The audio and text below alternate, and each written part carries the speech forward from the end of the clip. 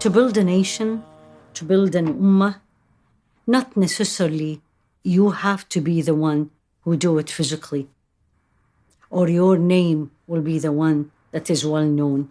Sometimes, and in many of the instances and times, it's actually through your action, helping somebody else, the result will be the same. Meaning, people don't know you. People don't recognize you. But you were an integral part of the success that someone else achieved. And in the sight of Allah subhanahu wa ta'ala, you will get the same reward. This actually applies to a couple of the women in history. One of them is actually the mother of Imam Al-Shafi. So who's Imam Al-Shafi?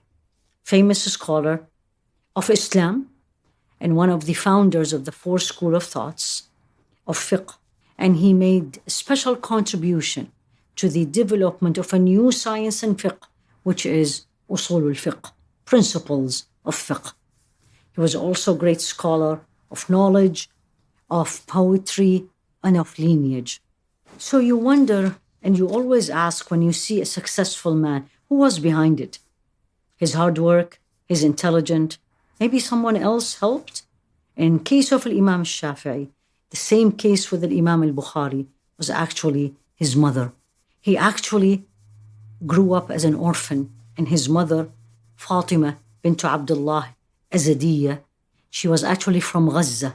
She delivered him there, and soon after the delivery, the boy became an orphan. His father died at a very young age.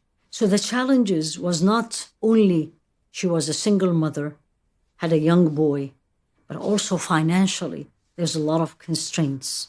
She was young, she was beautiful, she could have easily get married, but she decided not to, and actually devote herself toward this young boy. He has a special gift that Allah gave him. And because he was such an intelligent boy and full of potentials to become a knowledgeable man, and she saw that in him from a young age, she devoted that she is going to support this boy, and she is going to do everything she can to get him to where she thinks he can.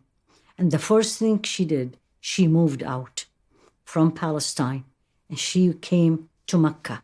Why is that? Because Mecca was the place where all the famous scholars lived there, and she wanted him to learn from the source. So she decided to take him to Mecca to spend time with the most famous and knowledgeable scholars. She traveled. In these harsh days, you can imagine how inconvenient circumstances were to travel, a woman single with her son, and it's not even safe was for her. But she did that because she believed in the cause, and she believed that this son will need that support, and she believed that Islamic education and make him a scholar is something very dear to her, important and needed. They were very poor, to the point she couldn't afford paying for a school, and reports say she couldn't even afford buying him a piece of paper.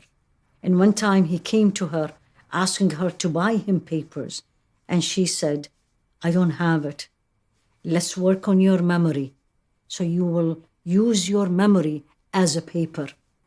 And this is one of the uniqueness and extraordinary ability of Imam Shafi'i, that he was described as his memory as photographic memory. His mother, Fatima, as I said, doesn't have a lot of money, but she would collect whatever she can, and she will give him and help him. He complained one day to her that they are not taking him seriously because he is not a paid student. Subhanallah. So she advised him, look at the support a mother, and look at the impact a mother can do to a son. And she told him, you can do it. They will take you seriously. Show them your ability, extra ability. Help the other students so they see it in you. And didn't take that long. They did see that, and they accepted him with a full scholar. Imam Ibn Hajar say that Imam Shafi'i mother, Fatima, was one of the great worshippers of Allah. This is for all of us to learn. Extraordinary things comes from Allah, and we need to be connected to Him. So He bestowed this on us.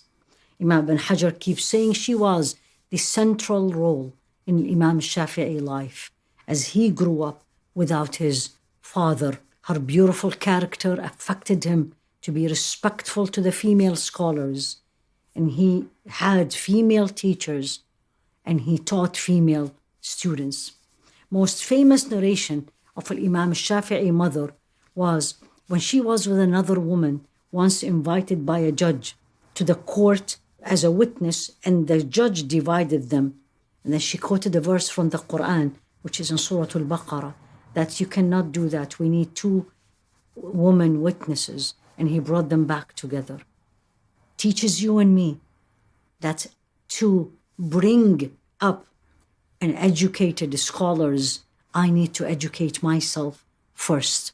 So the story of this woman, again, let's learn her name. Fatima bint Ubaydullah al-Azadiyya. It's a story of what?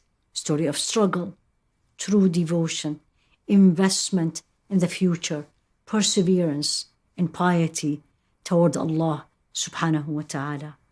And Imam Malik was one of the teachers of Imam Shafi'i, and he said to him, Ya bunay, my young boy, I see that Allah subhanahu wa ta'ala have gifted you through in your heart light.